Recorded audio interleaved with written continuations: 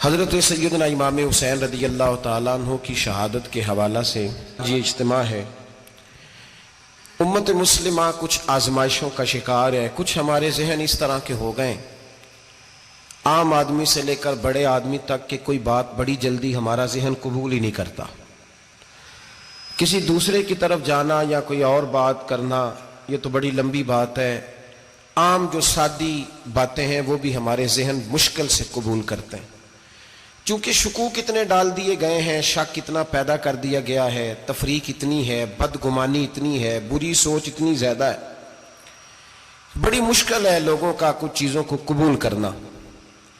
ہم لوگ جو ڈیوٹی کرتے رہتے ہیں تھوڑی تھوڑی، تو ہم اصل میں اذان دیتے ہیں، صرف اذان دیتے ہیں کہ چلو بتا دے لوگوں کو کہ نماز کا وقت ہو گیا ہے، باقی اس سے زیادہ ہم اپنی حیثیت نہیں سمجھتے۔ اذان دینا ذمہ داری ہے، تو اللہ تعالیٰ جب تک موقع دے گا اذان ہوتی رہے گی۔ کچھ لوگ صحابہ کے بارے میں کمزور جملے بولتے ہیں، غلط باتیں کرتے ہیں، کچھ اہل بیت نبوت کے بارے میں غلط باتیں کرتے ہیں۔ یہ صرف سنی ہے جو حق چار یار کا نعرہ بھی کھل کے لگاتا ہے، اور یہ نعرہ حیدری یا علی بھی کھل کے لگاتا ہے۔ یہ اللہ نے صرف ہمیں مقام، وہ الگ بات ہے کہ ہم لوگ سننے کو تیار نہیں، سمجھنے کو تیار نہیں کہ اللہ نے ہمیں مرتبہ کتنا عطا فرمایا ہے۔ یہ صرف ہماری امام حسین کی شہادت کا کچھ تھوڑا سا پس منظر۔ شہادت ہمارے ہاں بیان ہوتی ہے اس انداز میں کہ لگتا ہے کہ کسی مظلوم بندے کو کسی نے پکڑا ہوا تھا تو وہ سارے اسے مار رہے تھے اور وہ منتیں کر رہا تھا کہ مجھے نہ مارو۔ اتنی ہائے ہائے کی جاتی ہے کہ محسوس ہوتا ہے کہ امام علی مقام بڑے پریشان تھے کہ کسی طریقے سے، اور ان کا خاندان بڑا تکلیف میں تھا کہ جلدی کہیں کربلا سے نکل جائیں۔ حالانکہ اس دھرتی پہ، اس کائنات پہ صبر، شجاعت، استقامت اور حوصلہ جس سے کائنات سیکھے گی وہ صرف امام حسین ہی ہے۔ اتنے بڑے صابر آدمی کے بارے میں اس طرح کا رویہ اختیار کرنا کہ وہ تو گویا اس طرح کر رہے تھے کہ بس کسی طریقے سے میری تو یہ امام حسین کی مظلومیت سنا کے لوگوں کو اس طرح کا کر دیا جاتا ہے، یہ انداز بتایا جاتا ہے کہ شاید واقعہ کربلا رونے دھونے کا نام ہے، حالانکہ بات یہ نہیں ہے۔ یزید کی لشکر جو امام حسین کے مقابلے میں آیا، امام حسین کے لشکر کی تعداد 72 تھی، تو یزید نے 22,000 آدمی، مجھے بتائیے 72 کا 22,000 سے کو مقابلہ ہوتا ہے؟ بولیے۔ عمر بن سعد نے پھر عبید اللہ ابن زیاد کو لکھا کہ 22,000 بندے تھوڑے ہیں، کچھ بندے زیادہ بھیج۔ تو عمر بن سعد کو عبید اللہ ابن زیاد کہنے لگے کہ تو پاگل تو نہیں ہو گیا، 72 کے لشکر کا 22,000 بھیجا، اور کتنا بھیجوں؟ تو اس نے کہا تمہیں یہ نہیں پتا یہ لوگ کون ہیں؟ یہ مولا علی شیر خدا کی اولاد ہے، ان میں ایک ایک شخص ایسا ہے جو 1,000 کے مقابلے میں لڑنا جانتا ہے۔ تو یہاں کمزوری دکھائی جاتی ہے، ہمارے بچے سمجھنے لگے ہیں کہ یہ شاید کوئی ایسی داستان ہے، اور اس طرح کا ماحول ٹی وی پہ میں دیکھ رہا تھا، اس طرح کا ماحول بنایا جاتا ہے جیسے کوئی خوف ہے، یعنی واقع کربلا کوئی ایسا واقعہ جسے دیکھ کے خوف طاری ہو جائے، بچے راتوں کو ڈرے، وہ اکیلے درخت دکھائے جا رہے ہیں اور تیر دکھائے جا رہے ہیں۔ او یار کیا قوم کی تربیت کر رہے ہیں؟ واقعہ کربلا حوصلے کا نام ہے، دلیری کا نام ہے۔ سنیں بات اصل میں کیا تھی، بڑے ٹھنڈے دماغ سے میری بات کو سمجھیے گا۔ حضرت مولا علی شیر خدا کے بعد مسلمانوں کے متفقہ امیر بنے تھے حضرت امیر معاویہ۔ انہیں امیر کس نے بنایا تھا؟ امام حسن نے، حضرت علی کے بڑے صاحبزادے۔ حضرت امام حسن نے ان سے صلح کی، انہیں خلافت دی، اور صحیح بخاری میں نبی پاک نے فرمایا تھا میرا بیٹا حسن سردار ہے، جب مسلمانوں کی جماعتوں میں لہو بہہ جائے گا تو حسن ان کی صلح کرا دے گا۔ وہ صلح امام حسن نے کرائی، جناب امیر معاویہ امیر بن گئے۔ حضرت امیر معاویہ رضی اللہ تعالیٰ عنہ بڑا پیار کرتے تھے نبی پاک سے، بڑا احترام کرتے تھے حضور کے خاندان کا۔ ان کی جو اجتہادی خطائیں ہیں وہ اپنی جگہ پہ موجود ہیں، چونکہ امام حسن نے ان سے صلح کر لی، لہذا ہم بھی ان کے بارے میں کوئی جملہ کہنے کے مجاز، ہماری مجبوری امام حسن ہے، اس لیے کہ جسے امام حسن صحیح کہے پھر امام حسن کے ماننے والے کو اسے غلط نہیں کہنا چاہیے۔ حضرت امیر معاویہ رضی اللہ تعالیٰ عنہ کا جب وصال ہوا تو حضرت امام حسن پہلے ہی ان سے وصال کر گئے، آپ کو زہر دے دیا گیا، آپ شہید ہو گئے۔ امام حسین موجود تھے، تو یزید کے بارے میں لوگوں نے کہا جناب امیر معاویہ سے کہ یہ ٹھیک ہے، مناسب ہے، اور بہادر ہے، دلیر ہے. وہ جو ہوتے ہیں نا خوش آمدی ٹولہ، ہمارے ملک میں جو اچھی خوشامد کرے اسے اچھی وزارت ملتی ہے، اچھی وزارت اسے دیتے ہیں. جو ذرا صحیح بدتمیز بھی ہو اور صحیح وکالت کرنے والا اسے وزارت صحیح دیتے ہیں. تو حضرت امیر معاویہ کے گرد بھی کچھ ایسے لوگ تھے، انہوں نے آپ سے کہا کہ یزید کو نامزد کر دیں. تو آپ نے یزید کو بلایا، حوالہ مجھ سے دیکھ لیجئے گا. بلا کے فرمایا کہ 3 بندوں کے سامنے اپنی خلافت پیش کرنا، اگر وہ تجھے مان جائیں تو امیر بن جانا، نہ مانے تو چپ کر کے گھر بیٹھ جانا.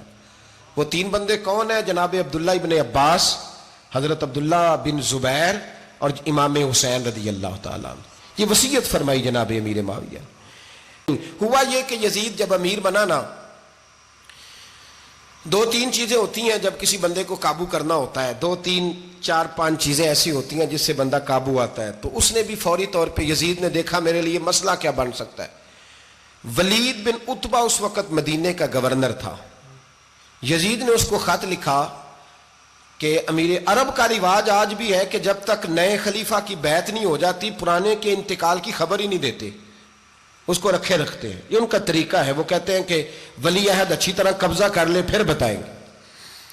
حضرت امیر معاویہ کا وصال ہو گیا، بتایا نہیں. یزید نے اب کیا کیا، چونکہ بڑا چلاک آدمی تھا، بڑا شاطر تھا، بڑا تیز تھا، بڑا عجیب اس کا مزاج تھا.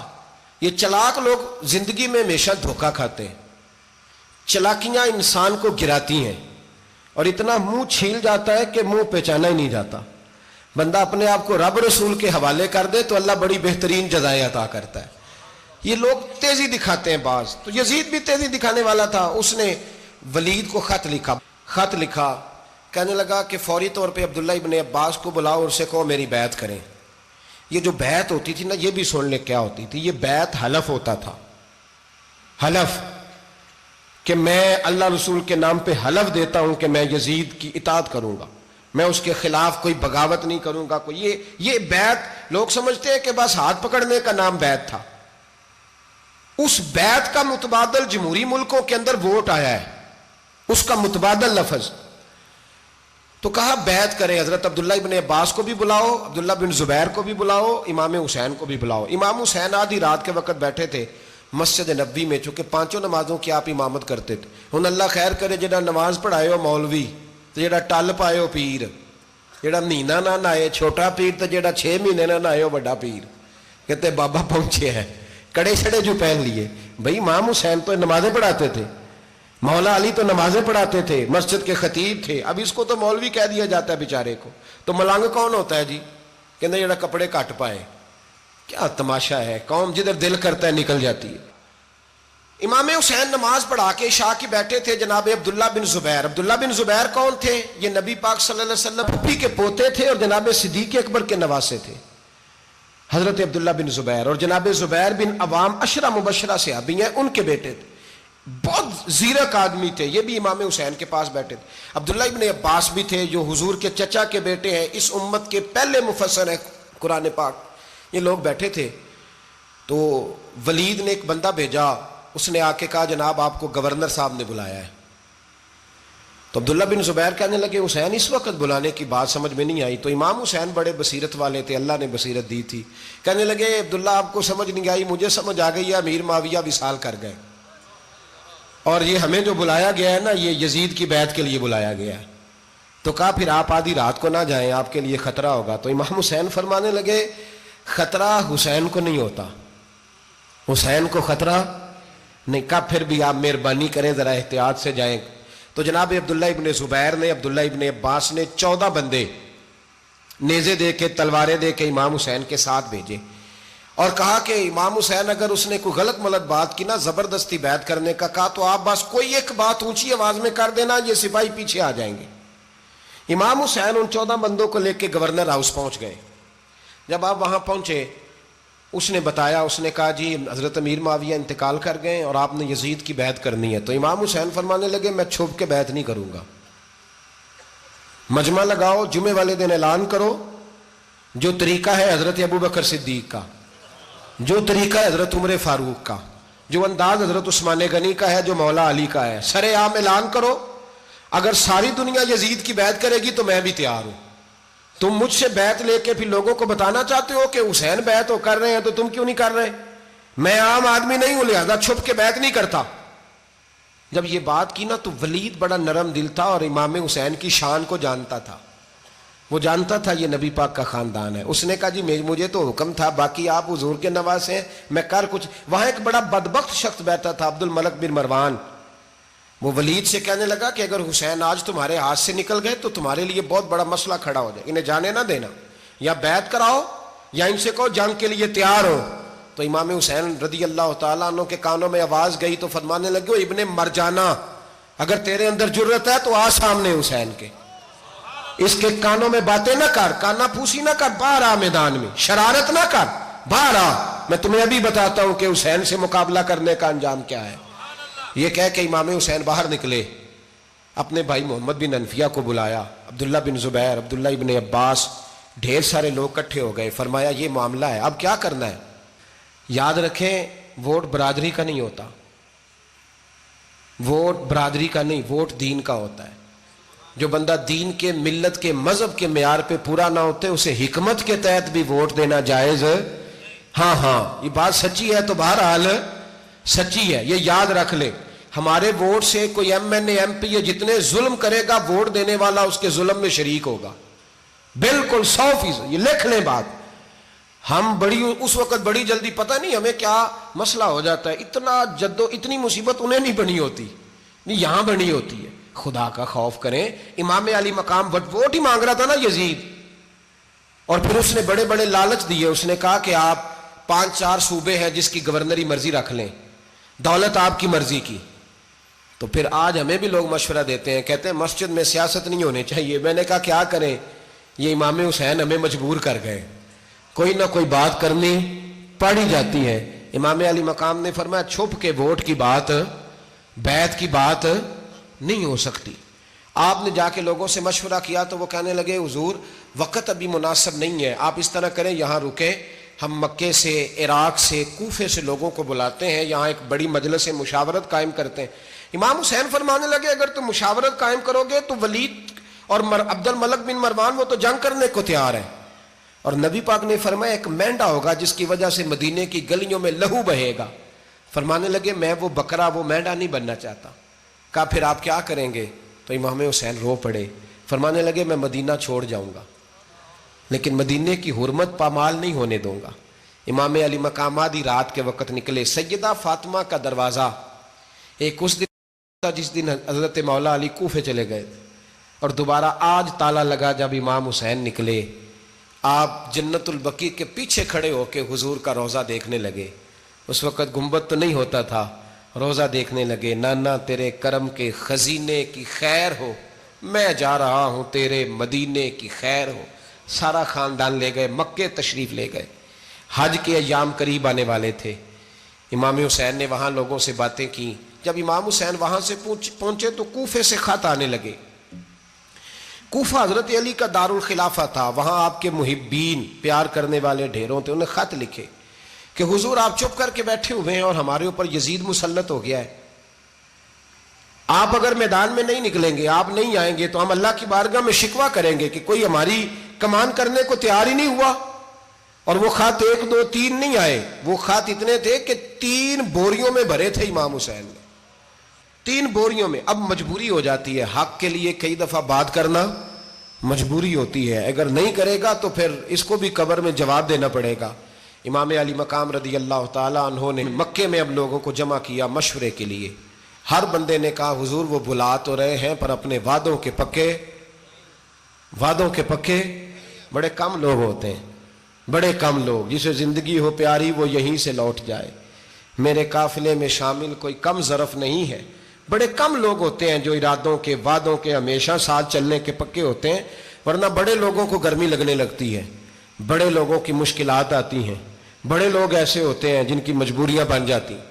کہا حضور وہ پکے نہیں، آپ نہ جائیں. ہر بندے نے کہا حالات ٹھیک نہیں، حالات گراؤنڈ ریالٹی صحیح نہیں. یہی مشورہ آج بھی ہر بندہ دیتا ہے، ابھی حالات نہیں. اتنے خراب حالات کبھی نہیں ہوئے تھے جتنے امام حسین کے دور میں تھے. لیکن فرمایا میں دین کے خلاف غلط حکمران کو مسلط ہونے کی اجازت غلط حکمران کو مسلط ہونے کی اجازت مزاحمت کروں گا، مخالفت کروں گا۔ امام کہنے لگے کوئی بات نہیں، وہ میرے ساتھ چلے نہ چلے لیکن میں کوفے جاؤں گا، وہ لوگ میرے ساتھ کھڑا ہونے کو تیار ہے تو وہ جھوٹ ہے یا سچ ہے پر میں چلوں گا۔ جب امام علی مقام نے اصرار فرمایا تو جو آپ کے قریبی صحابہ کرام کی اولادیں تھی ساری، یہ بھی اب بیماری ہے، کچھ لوگ کہتے ہیں جی صحابہ نہیں ساتھ چلے، تو میں کہتا ہوں اہل بیت نبوت کے تو کل افراد 21 تھے، تو 72 میں باقی اولادیں کس کی تھیں؟ وہ ساری صحابہ کی اولادیں تھیں، وہ سارے، پتہ نہیں کیوں اس طرح کا فلسفہ بیان کیا جاتا ہے جس میں حالات خراب ہو۔ حضرت سیدنا امام علی مقام کو جب بہت زیادہ کہا گیا نا تو امام حسین رضی اللہ تعالیٰ انہوں نے فرمایا چلو میں ایک کام کرتا ہوں، مسلم بن عقیل کو بھیجتا ہوں، حضرت علی کے بھتیجے ہیں، امام حسین رضی اللہ تعالیٰ عنہ کے چچا کے بیٹے ہیں، حضرت عقیل کے صاحبزادے مسلم بن عقیل بڑے سمجھدار آدمی تھے، معاملہ فہم تھے، بڑے جری تھے، اتنا زبردست مشورہ کم لوگ دیتے ہیں جتنا حضرت مسلم بن عقیل دیتے تھے۔ ان کو بھیجا گیا کوفے۔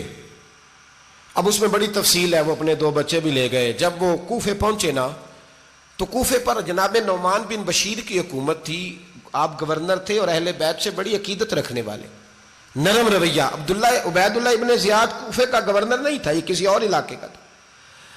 جب آپ وہاں پہنچے تو نعمان بن بشیر نے دیکھا کہ حضرت مسلم بن عقیل آئے ہیں تو لوگ دوڑے ان کی بیعت کرنے، بھاگے، اتنے لوگ جمع ہوئے کہ ایک دن میں 17,000 آدمی نے بیعت کر لی۔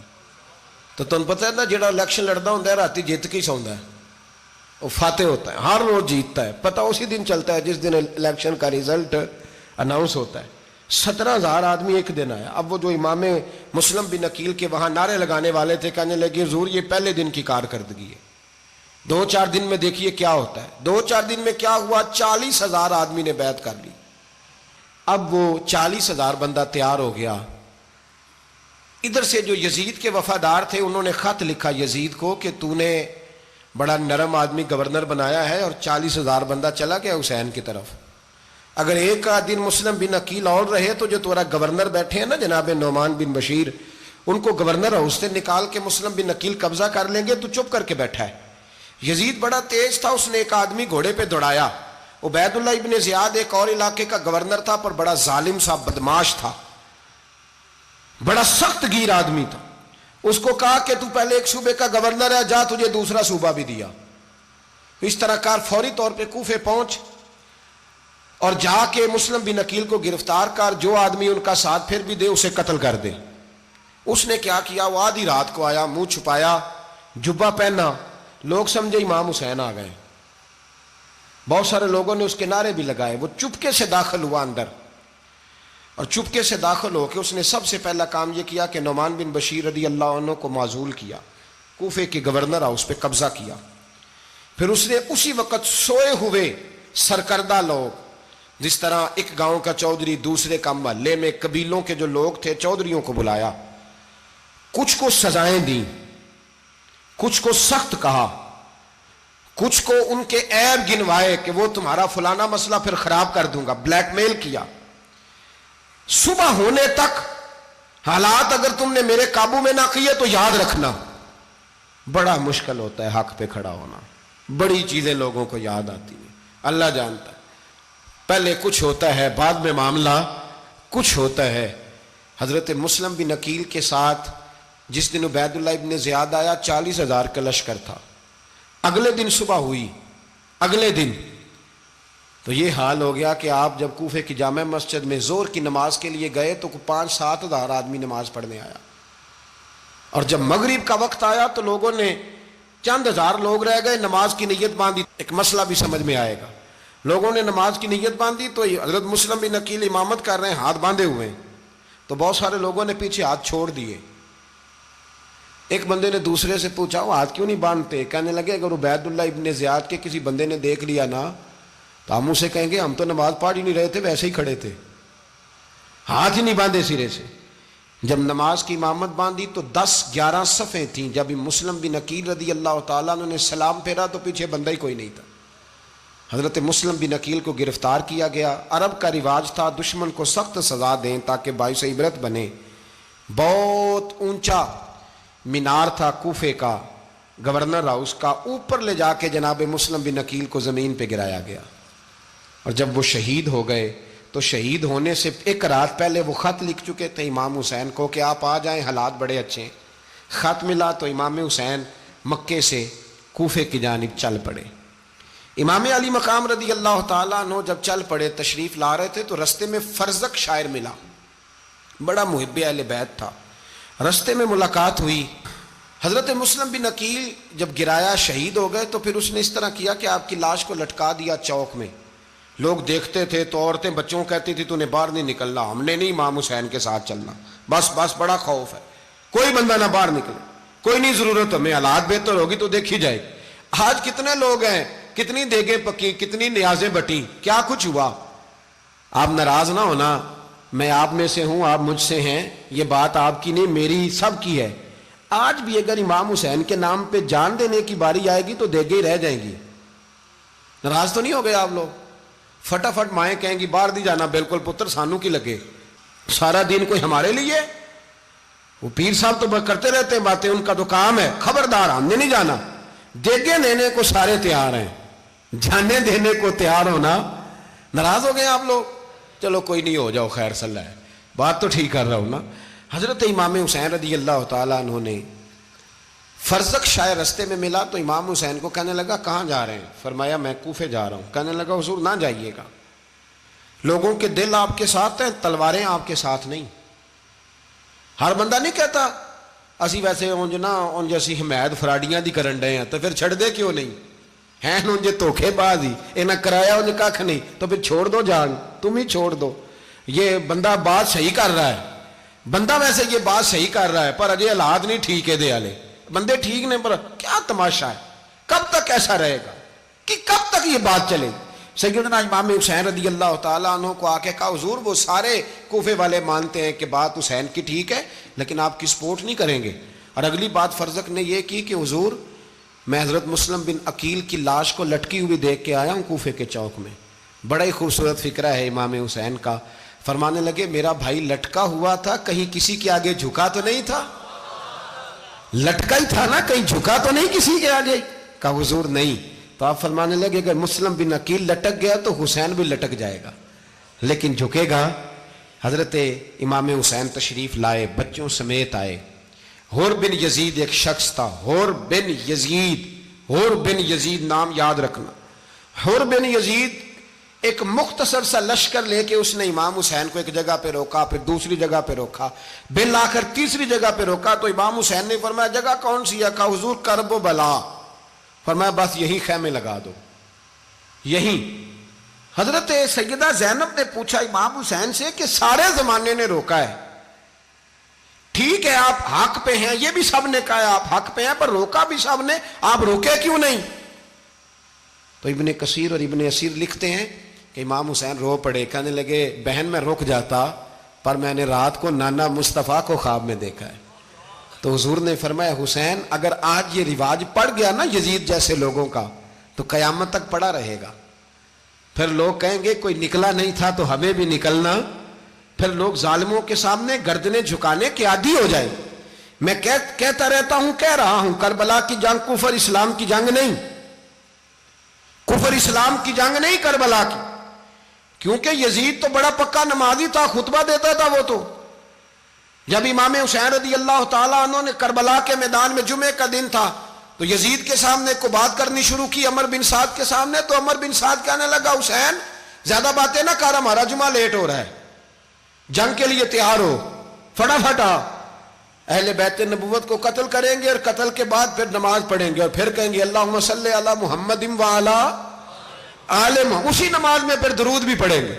ये कैसा मर्तबा है, कैसा अंदाज है, दोस्ती कातिल से भी मकतूल से याराना भी। हुर बिन यजीद इमाम हुसैन से कहने लगा मुझे हुक्म है आपको रोकने का, आप आगे नहीं जा सकते। इमाम साहब ने फरमाया वजह? जमीन अल्लाह की है। उसने कहा आप बैत नहीं कर रहे, यजीद की हालात आपके हक में दुरुस्त नहीं है, आप नहीं जाएंगे। इमाम रोक गए। जोहर की नमाज का वक्त हुआ तो हजरत अली अकबर इमाम हुसैन के बड़े साहिबजादे, उन्होंने अजान जोहर पढ़ी तो होर बिन यजीद के लश्कर ने इमाम हुसैन के पीछे नमाज अदा की। کہا بھئی تم مقابلے میں آئے ہو نماز پیچھے پڑھتے ہو؟ کہا حضور مقابلہ تو تلواروں سے کر رہے ہیں پر ہمارا دل تو مانتا ہے نا کہ مصطفیٰ کا نواسہ بڑی شان والا ہے۔ حر بن یزید نے 3 نمازیں لشکر سمیت امام حسین کے پیچھے پڑھی ہیں، 3 نمازیں، ظہر عصر اور مغرب۔ پھر امام حسین کے سامنے شرائط پیش کی کہ آپ کو یہاں گھیر لیا گیا ہے، یہاں آپ بیعت کریں گے، یہاں جنگ کریں گے، 2 ہی باتیں۔ امام حسین نے فرمایا نہیں بھائی بیعت تو میں نہیں کرتا، اس کے علاوہ تم جو کہتے ہو میں کرنے کو تیار ہوں۔ اس نے خط لکھا، عبید اللہ ابن زیاد کو ایک بندہ دوڑایا پیچھے کوفے، چند میل پہ کوفہ تھا، کہا وہ نہیں مان رہے، کیا کرنا ہے؟ تو حسین ابن علی ہے، میں زیادہ دیر انہیں روک بھی نہیں سکتا۔ انہوں نے پیغام دیا حر بن یزید کو کہ کرنا کچھ بھی نہیں، ان کا پانی بند کر دو، بلیک میل کرو، کھانا پانی نہیں ملے گا، چھوٹے چھوٹے بچے ہیں، خود ہی مان جائیں گے۔ حضرت امام علی مقام کے بارے میں حر کے پاس جب یہ پیغام آیا تو حر کہنے لگا میری طبیعت نہیں مانتی حسین پر پانی بند کروں، دل نہیں مانتا۔ جب یہ لفظ کہے نا دوبارہ تو پھر عبید اللہ ابن زیاد نے عمر بن سعد کو 10,000 آدمی دے کے بھیجا، کہا حر بن یزید لچک دکھا رہا ہے حسین کے حق میں۔ ایک رے کا علاقہ تھا، بڑی وہاں فصل ہوتی تھی، لوگ کوشش کرتے تھے وہاں کا گورنر بننے کی، کوشش کرتے تھے۔ تو عبید اللہ ابن زیاد کہنے لگا تمہیں رے کی گورنری ملے گی، سب سے سرسبز و شاداب علاقہ، تمہیں وہاں کا گورنر بنایا جائے گا اگر حسین کے خلاف لڑو گے۔ یہ اتنی زبردست ہوتی ہیں گورنریاں کہ گورنریوں کے لیے لوگ نسل رسول کے خلاف بھی نکل آتے ہیں، یہ اتنی تگڑی ہوتی ہیں، اتنی جلدی وفاداریاں بدلتی ہیں۔ امام حسین کو روک لیا گیا، عمر بن سعد نے روک لیا۔ 1 محرم کو امام آئے، 7 محرم تا روکا گیا، 7 محرم کو پانی بند کر دیا۔ جانور پانی پیتے تھے، گھوڑے پیتے تھے، کتے پیتے تھے، لیکن مصطفیٰ کے گھرانے کو پانی پینے کی اجازت۔ 3 دن تک پانی بند رہا۔ 9 محرم کو عمر بن سعد نے اور لوگ بلائے۔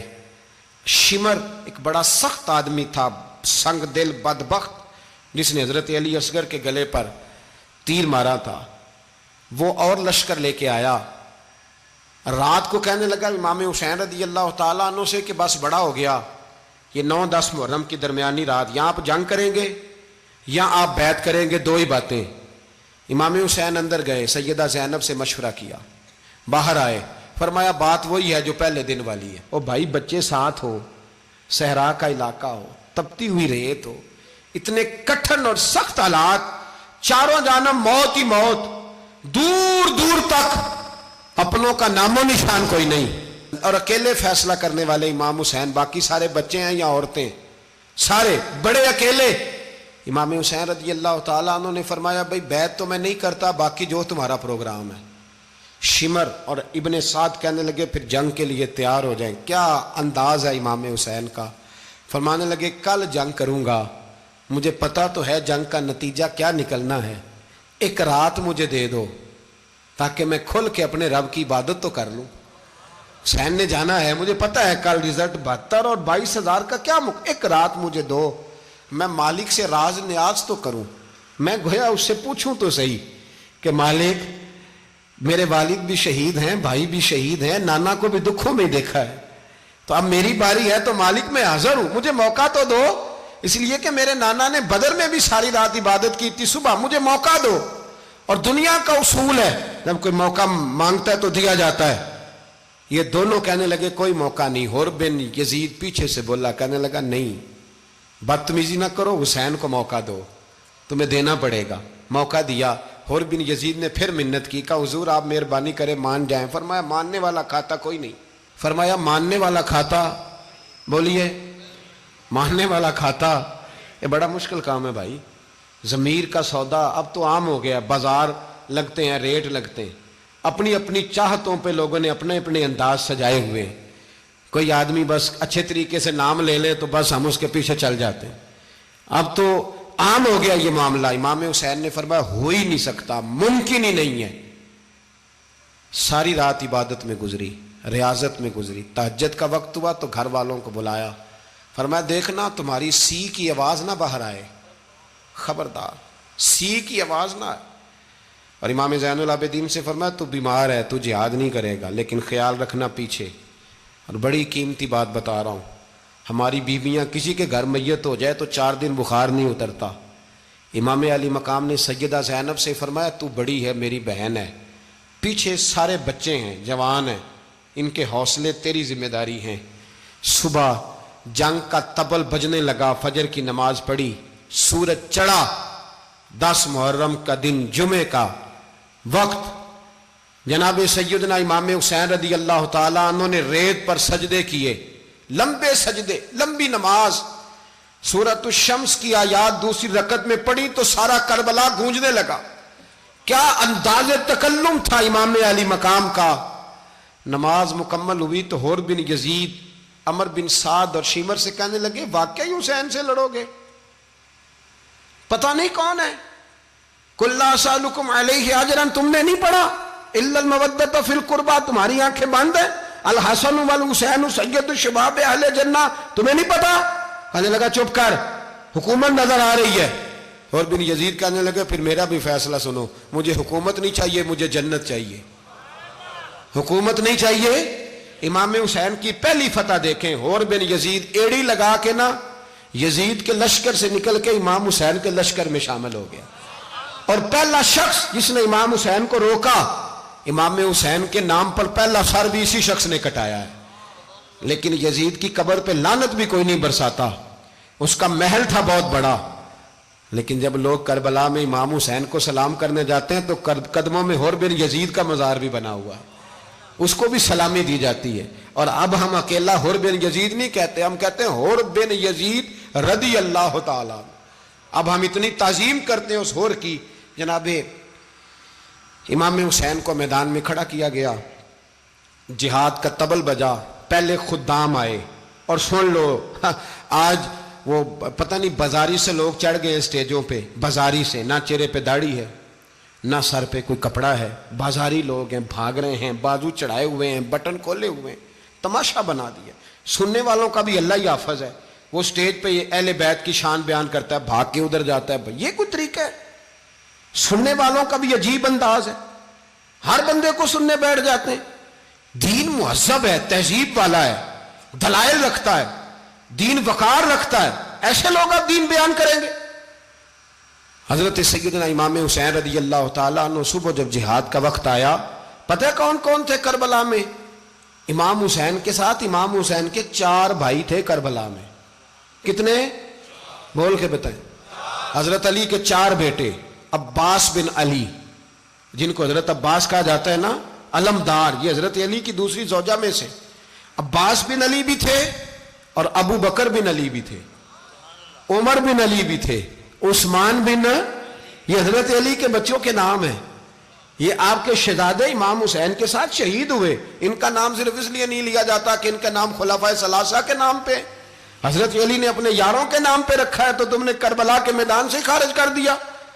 یہ تینوں شہزادے حضرت جناب سیدنا امام حسین کے ساتھ تھے، یہ بھی شہید ہوئے۔ حضرت جناب زینب امام حسین کی سگی بہن ہے، ان کے 2 بچے تھے، اون و محمد۔ جب امام حسین میدان میں جانے لگے تو جناب زینب بچوں سے کہنے لگی نہ، پہلے بھائی نہیں جائے گا، پہلے بھانجے جائیں گے۔ 2 بچے شہید ہوئے۔ حضرت قاسم بن حسن امام حسن کے بیٹے تھے، وہ جب میدان میں جانے لگے تو امام حسین نے کہا نہیں بھائی تو نہیں جائے گا، تو میرے بھائی کی نشانی ہے، میں جاؤں گا۔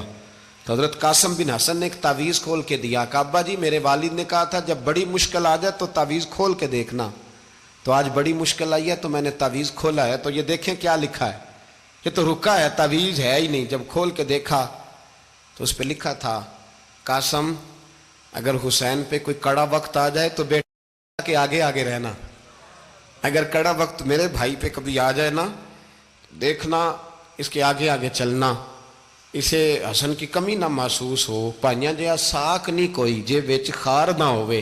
سیدنا امام حسین پہلی دفعہ کربلا میں اس وقت روئے جب یہ رکا، آپ نے دیکھا تو فرمایا ٹھیک ہے، اگر حسن کی یہ وصیت ہے تو میں نے زندگی میں اگر ان کی ہر بات مانی ہے اب بھی مانوں گا، تمہیں اجازت ہے۔ جناب قاسم بن حسن 16 سال کا جوان جب میدان میں نکلے تو ہائے ہائے پتہ نہیں کہاں سے آ گئی ہے۔ امام قاسم بن حسن جب میدان میں نکلے تو تبری سے لے کر علامہ ابو الاسناد صاحب سب کو پڑھ کے تو دیکھو، 3 دن کی پیاس ہے، شدید آزمائش ہے، دکھ ہیں، تکلیفیں ہیں، پھر بھی پہلی دفعہ جب میدان میں گئے ہیں واپس آئے ہیں 19 لوگوں کو قتل کر کے واپس آئے ہیں۔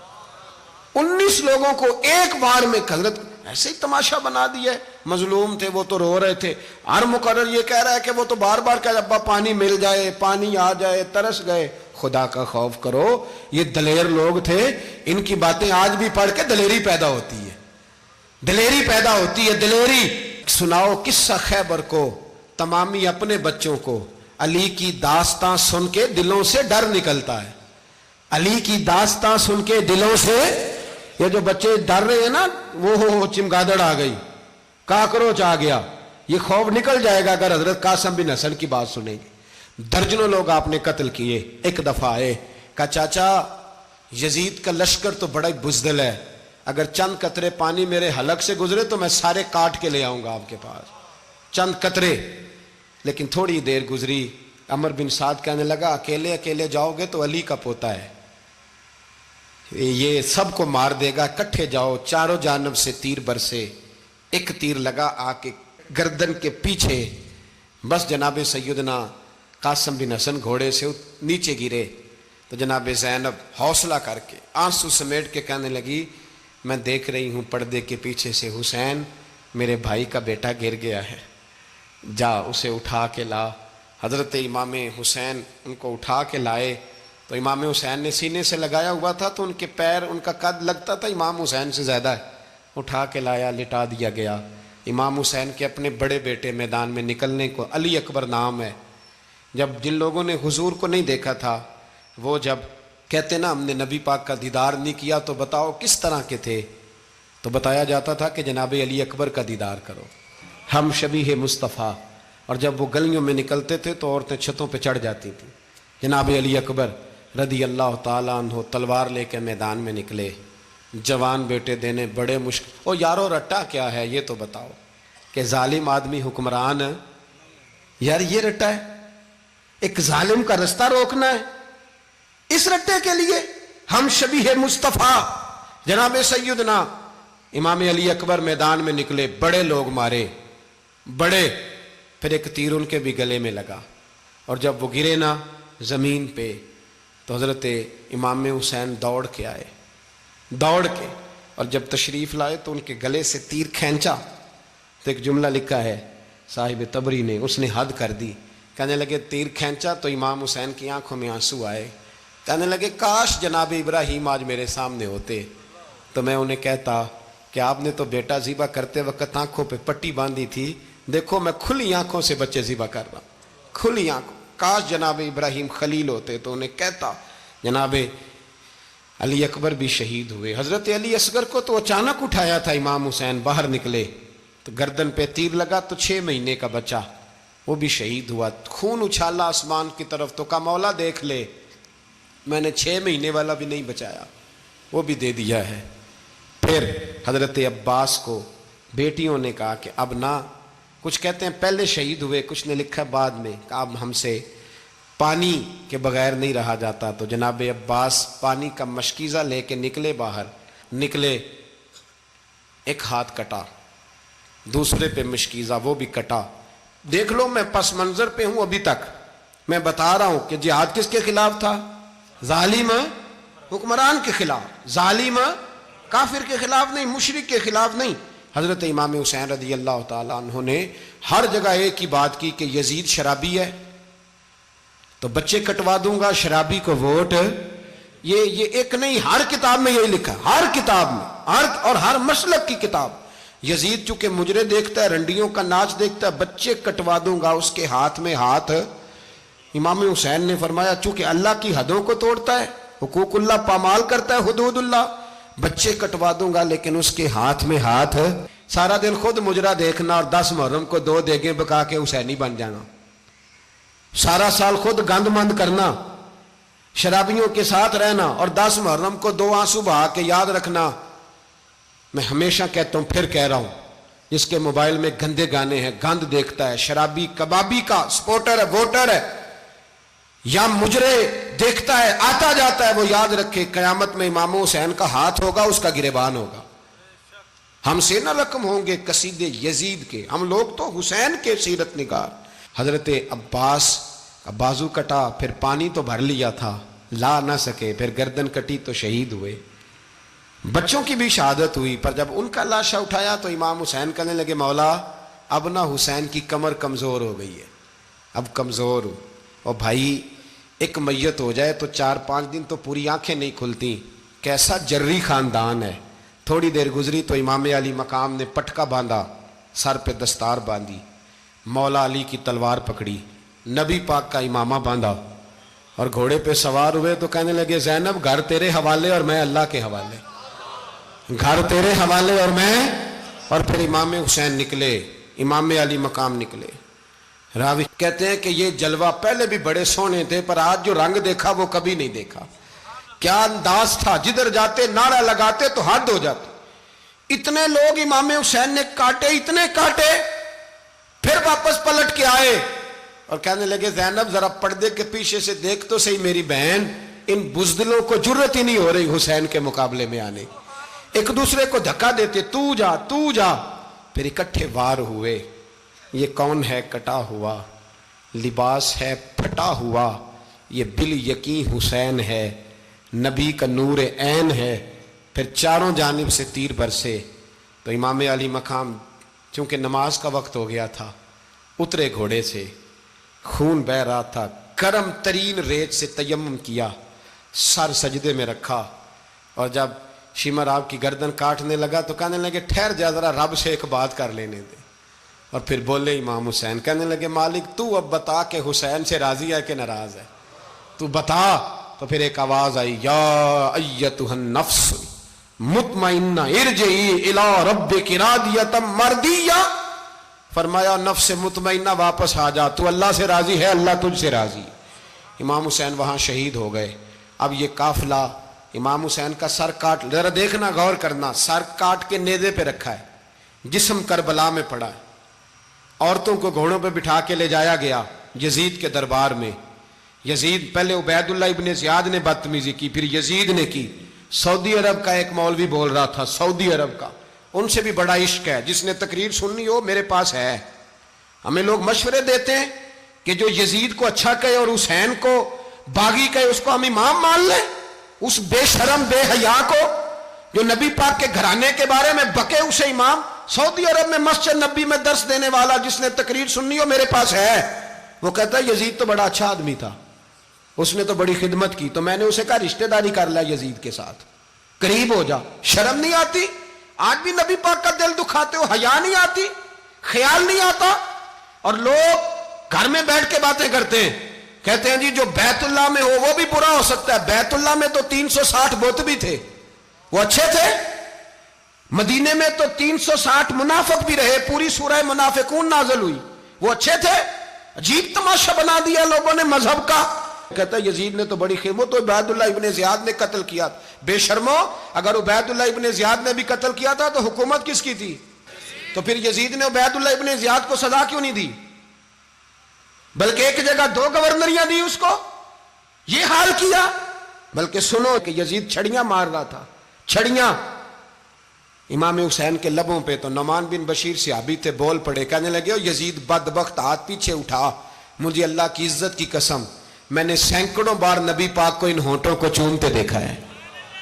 حضرت جناب زینب عورتوں کے مجمع میں پیچھے ہو کے بیٹھی ہیں۔ یزید کے پاس جب پہنچا لشکر تو یزید کہنے لگا دیکھو اللہ نے مجھے عزت دی اور میرے مخالفوں کا کیا حال ہوا۔ تو بی بی زینب بول پڑی، اتنے صدمے سہے پر آواز توانا ہے، جاندار ہے، جاندار۔ ہمارا کسی بندے سے جائیداد کا رٹا نہیں، ہم تو چاہتے ہیں امت اکٹھی ہو جائے، لیکن جو بندہ نبی پاک کی ماں کو دوزخی کہے، حضور کے باپ کو جہنمی کہے، یزید کو امیر المومنین کہے، اس کے ساتھ اتفاق رائے کر لیا جائے، یہ مذہب ہماری سمجھ میں نہیں آتا، بالکل نہیں آتا، قطعاً نہیں ہماری سمجھ میں آتا۔ کیسے اتحاد کر لیا جائے؟ یہاں تو میرے بھائی جو ہمارے ابا کا مخالف ہو اس سے اتحاد نہیں ہوتا، اور جو نبی پاک کے والد کو دوزخی کہے اس سے اتحاد ہو جائے۔ کہتے ہیں جی وہ جی اتنی فرقہ واریت ہو گئی، ہم کس مسجد میں جائیں؟ 60 پارٹیاں پاکستان میں رجسٹرڈ ہیں جو الیکشن لڑتی ہیں، کبھی کسی بندے کو ٹینشن نہیں ہوئی کہ کس کے پاس جائیں کس کے پاس نہ جائیں۔ کبھی نہیں کوئی بولا کہ اب وہ بھی کھڑا ہو گیا, وہ بھی, کوئی ٹینشن نہیں. مذہب کی باری ٹینشن ہو جاتی ہے. اتنا بڑا مذہب ہوتا ہے بھائی, غلط بندے بھی آ ہی جاتے ہیں بیچ میں, تھوڑا پہچان کے چلنا پڑتا ہے صحیح کون ہے اور غلط.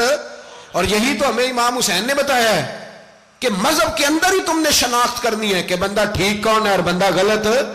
یہی تو کربلا ہے, یہی تو امام حسین نے بتایا, کفر اسلام نہیں, حق اور باطل.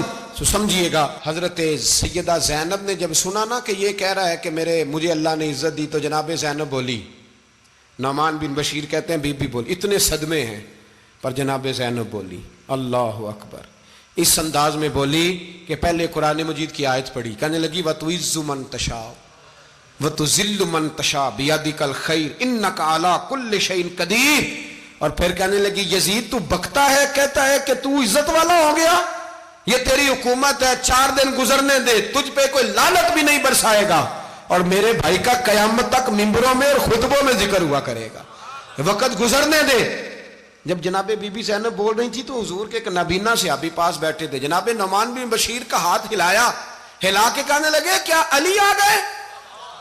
تو علی کی آواز لگتی ہے, جبریل امی بول رہے ہوں جیسے, حکمت کے گوہر رول رہے ہوں جیسے, دربار دمشق میں بی بی زینب کا خطاب, منبر پہ علی بول رہے ہوں جیسے. میرے بھائی بس کربلا والا قافلہ تو مدینے پہنچ گیا, 3 سال یزید نے حکومت کی, شرابیں عام ہو گئیں, مکے پہ حملہ ہوا, خانہ کعبہ کا غلاف جلا, مدینے پہ اس نے حملہ کیا, 3 دن مسجد نبوی میں اس نے گھوڑے باندھے, مسجد نبوی میں صحابہ کو نکال کے اپنا اس نے امام مقرر کیا, لیکن پھر امت نے اسے قبول نہ کیا, پھر وہ رسوا ہوا اور آج تک وہ رسوا ہے. لیکن امام حسین کا نام کل بھی زندہ تھا اور آج بھی. درس یہ ہے, پیغام یہ ہے, یاد رکھو موت تیزی سے آ رہی ہے. ہمارے ساتھ والے دائیں بائیں والے سب چلے گئے, اسی طرح نمبر لگے گا, ایک دن اعلان ہوگا. ضمیر کے قیدی بن کے زندگی نہ گزارو, بالکل نہ گزارو. یہ تھوڑی سی زندگی ہے, دنیا سجن المومن. حق بات کرو, حق پہ ڈٹنا سیکھو, دین سمجھو. خبردار, رسول پاک صلی اللہ علیہ وسلم کے دین میں ظالم, جابر, فاسق, فاجر کی کوئی گنجائش قطر نہیں ہے. اپنے آپ کو سمیٹو, اپنے آپ کو سنبھالو, دین میں اپنا کردار ادا کرنے کی کوشش کرو. دین طلب کرتا ہے ہم سے کہ ہم نے دین کو کیا دیا ہے. امام حسین نے سارا گھرانہ دین کے لیے دے دیا. ہمارا جو بچہ کسی کام کا نہیں رہتا اسے مدرسے داخل کراتے ہیں. ہم نے دین اتنا کمزور کر دیا ہے کہ عالم اگر شور نہ کریں, زور نہ کریں, گھٹن والا ماحول ہو گیا. مذہب کی پوزیشن کمزور کر دی. اب جہاں تک اس بات کا تعلق ہے جی فرقے ہو گئے, تو میرے بھائی یہ کوئی اتنی خطرناک بات ہے, یہ کوئی اتنا مشکل معاملہ نہیں ہے. یہ تو امام حسین نے بتا دیا تھا کہ یزید کے طور پر ایک غلط فرقہ کھڑا ہو گیا ہے, لہذا اس کا مقابلہ کرنا ہے. اس میں کوئی بری بات ہے, لیکن ایک سبق ہے بزرگوں کا کہ اگر سچی بات بھی نہیں کرنی تو پھر اس منبر کا حق ادا نہیں ہوتا. جو سچ بولے وہ حسینی ہے, جو ظالم کے سامنے کھڑا ہو جائے وہ حسینی ہے. جو مصلحت کوش ہو, جو کہے ٹائم نہیں, گراؤنڈ ریالٹی نہیں, حالات نہیں, طبیعت نہیں, موقع نہیں, تو ابھی امام حسین کے پیغام کو نہیں سمجھا. میں بہت سارے بزرگوں کا نام اس لیے نہیں لیتا کہ لوگ ایسے نہ کہیں کہ کسی کا نام کیش کرایا جا رہا ہے, لیکن میں نے سارے مناقب پڑھے ہیں.